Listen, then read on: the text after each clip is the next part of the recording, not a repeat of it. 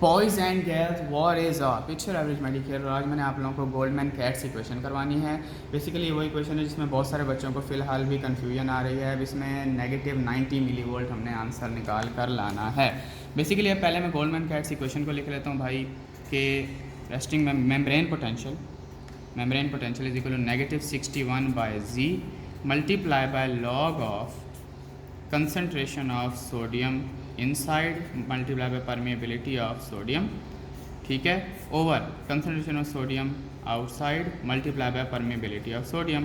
अब इसी को एक्सटेंड करेंगे प्लस प्लस, यहाँ पे है concentration of potassium inside multiplied by permeability of potassium, ठीक है, over concentration of potassium outside multiplied by permeability of potassium।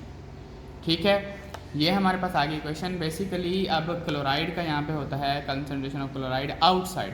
Upper end of the equation को आप लोग समझें कि वो पॉजिटिव पोटेंशियल को रिप्रेजेंट कर रहा है, क्योंकि सोडियम इनसाइड ज़्यादा होगा तो इनसाइड मोर पॉजिटिव होगी, पोटेशियम भी इनसाइड ज़्यादा होगा तो इनसाइड मोर पॉजिटिव होगी। क्लोराइड चूँकि नेगेटिव आइन है, इसको आउटसाइड होना चाहिए मेम्ब्रेन को ज़्यादा पॉजिटिव करने के लिए। नीचे की तरफ आएँ तो वो हमारे पास नेगेटिव इनसाइड्स को रिप्रेजेंट कर रहा है, यानी अगर कंसंट्रेशन सोडियम आउटसाइड ज़्यादा होगी, इनसाइड कम होगी तो मेम्ब्रेन अंदर नेगेटिव होगी। इस तरह पोटेशियम बाहर चला जाएगा तो मेम्ब्रेन नेगेटिव हो जाएगी। इसी तरह क्लोराइड अंदर आ जाएगा तो मेम्ब्रेन नेगेटिव हो जाएगी। अब इस इक्वेशन को सॉल्व करने के लिए मैंने क्लोराइड सिर्फ और सिर्फ इसीलिए नहीं लिया because it's contribution is very little. अब इसको अगर हम सॉल्व करें -61 ओवर, अब z क्या है, z है हमारे पास charge number, because both of these are uni positive ions, तो इस चार्ज नंबर को हम ले सकते हैं 1 मल्टीप्लाई बाय लॉग ऑफ, देखो कंसंट्रेशन ऑफ सोडियम इनसाइड है कम, ठीक है, वो होती है 4 आई थिंक मिली इक्विवेलेंट या 4 होती है बेसिकली, ठीक है, और आउटसाइड उसकी क्या होती है 140 होती है, ठीक है। Permeability of sodium as compare to potassium is 100 times less, यानी अगर इसकी 100 है तो इसकी 1 है, तो हम लोग यही फार्मूला यूज़ करेंगे, इसको हम लोग 1 कर देंगे परमिएबिलिटी को, और पोटेशियम की परमिएबिलिटी को हम कर देंगे 100, ठीक है। अब कंसंट्रेशन ऑफ पोटेशियम जो है वो इनसाइड ज़्यादा होती है, तो यहाँ पर हम लोग लिखेंगे 140, इनसाइड ज़्यादा है, ये सारी चीज़ें गाइटन में लिखी हुई हैं, ठीक है, यहाँ पे प्लस यहाँ पे plus. Concentration of sodium inside कम है 4, आउटसाइड ज़्यादा है 140, permeability is 100 times less as compare to potassium, तो ये 1 ये 100। इस तरह पोटेशियम की जो है वो इनसाइड ज़्यादा है तो 140, आउटसाइड कम है तो 4। अब इसको अगर हम सॉल्व करें -61 by 1 multiply by log of, इस पूरे को सॉल्व करने के बाद ये 4 + 14,000 ओवर 140 + 400। अब इस पूरे को सॉल्व करने के बाद आंसर आता है I guess, so basically the answer comes out to be 1.41, ठीक है। ये देखें, इस पूरी इक्वेशन का जब हम लॉग लेंगे तो the answer comes out to be 1.41। ये आप कैलकुलेट भी कर सकते हैं, अब लॉग वाले स्टेप्स करने हैं भाई, हम मेडिकल स्टूडेंट्स हैं, अब लॉग कौन लेगा, पागल हैं, ठीक है। तो अब इनको अगर हम मल्टीप्लाई करें ना तो आंसर आता है -86 पॉइंट समथिंग, आप उसे -86 राउंड ऑफ कर सकते हैं।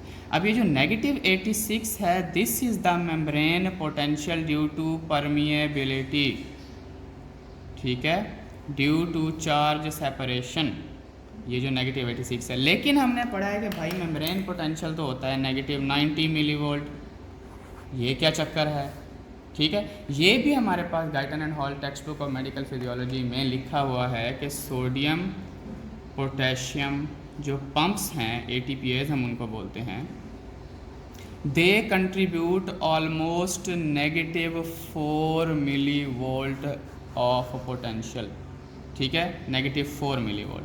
हमारे पास जो सोडियम पोटेशियम पंप है वो -4 मिलीवोल्ट कंट्रीब्यूट करता है। तो अब ये -86 और -4 मिलके टोटल मेम्ब्रेन पोटेंशियल को -90 मिलीवोल्ट बना रहे हैं। तो अब जस्ट रैपिड रीकैप, हमारे पास membrane potential is equal to, हमने इक्वेशन लिखी Goldman Katz equation, -61 by charge number multiply by log of concentration of sodium inside permeability of sodium, concentration sodium outside, permeability of sodium bracket close.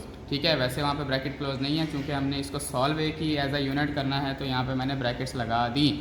Plus हमारे पास concentration of potassium inside, permeability of potassium, concentration of potassium outside, permeability of potassium. अब हमने एक चीज़ याद रखनी है कि भाई ये Guyton and Hall text book of medical physiology में भी लिखा हुआ है कि permeability of potassium is 100 times more than sodium, यानी सोडियम 1 है तो पोटेशियम 100।